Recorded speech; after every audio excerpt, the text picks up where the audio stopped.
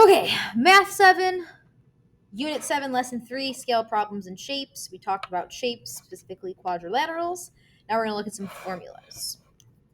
So the formula to find the area of these quadrilaterals involves your area equals base times height, or instead of base and height, you could use that length and that width. Either one is the same thing, and either one will get you the right answer. Length, width, base height, same thing. So this works for your shapes, including your squares, rectangles, and rhombuses. Right, let's actually make that a sentence. Works for squares, rectangles, and rhombuses, which are actually all just examples of parallelograms like we talked about above. Now, the other area formula that you should know comes from that, or is for your triangle. If you remember, if you look at your rectangle and you take your rectangle and you do this to it, notice how you get your triangle. So, to find the area of a triangle,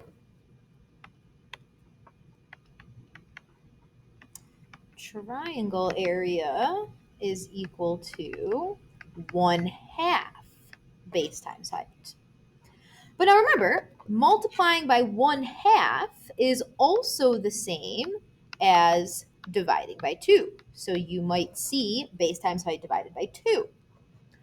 Or, for those of you that don't like fractions, because fractions are scary, you can take that 1/2 and you can convert it into the decimal of 0.5 base times height.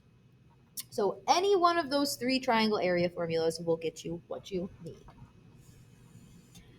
And next is our perimeter. Remembering that perimeter is adding, or that sum of all your outsides, where you only want that outsides area, the outside space, not the inside. That's it. That's area. All right, and the last formula or thing that I want to talk about before we move on is the formula or the ratio, that proportion that we used for scale problems. And that was just simply the fact that scale over actual is equal to scale over actual. All right, we'll jump into example 1.